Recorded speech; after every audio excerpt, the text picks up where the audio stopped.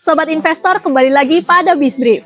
Saham PT Multimakmur Lemindo Tbk dengan kode saham PIPA pada perdagangan Rabu 4 Februari 2026 tercatat mengalami penurunan signifikan hingga menyentuh auto rejection bawah atau ARB.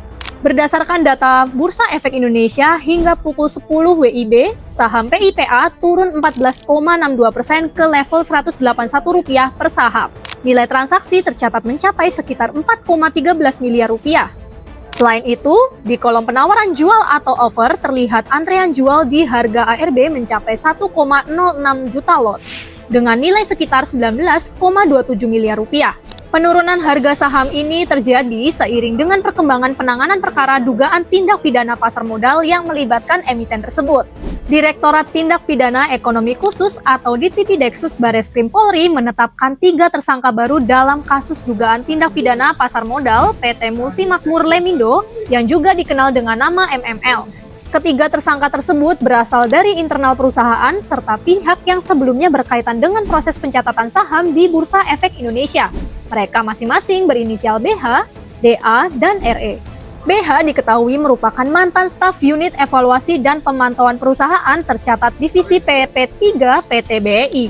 Sementara DA berperan sebagai financial advisor dan RE menjabat sebagai project manager PT MML pada saat proses penawaran umum perdana atau IPO. Direktur Tindak Pidana Ekonomi Khusus Bareskrim Polri, Brigjen Ade Safri Simanjuntak, menyampaikan bahwa penetapan tersangka ini merupakan hasil pengembangan dari perkara sebelumnya yang telah berkekuatan hukum tetap. Adapun peran detail masing-masing tersangka saat ini masih terus didalami oleh penyidik. Dalam proses penyidikan, polisi menemukan bahwa secara administratif PT MML dinilai tidak memenuhi persyaratan IPO, khususnya terkait dengan valuasi aset perusahaan. Meski demikian, perusahaan tetap berhasil menghimpun dana sekitar 97 miliar rupiah dalam proses IPO tersebut dengan pendampingan penjamin emisi PT Sinhan Sekuritas Indonesia. Seiring pengembangan perkara, penyidik juga telah melakukan penggeledahan di kantor PT Sinhan Sekuritas di kawasan Jakarta Selatan untuk melengkapi alat bukti penyidikan.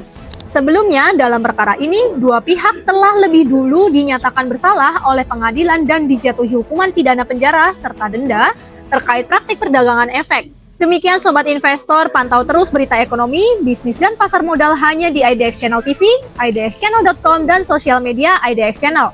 Terima kasih dan sampai jumpa.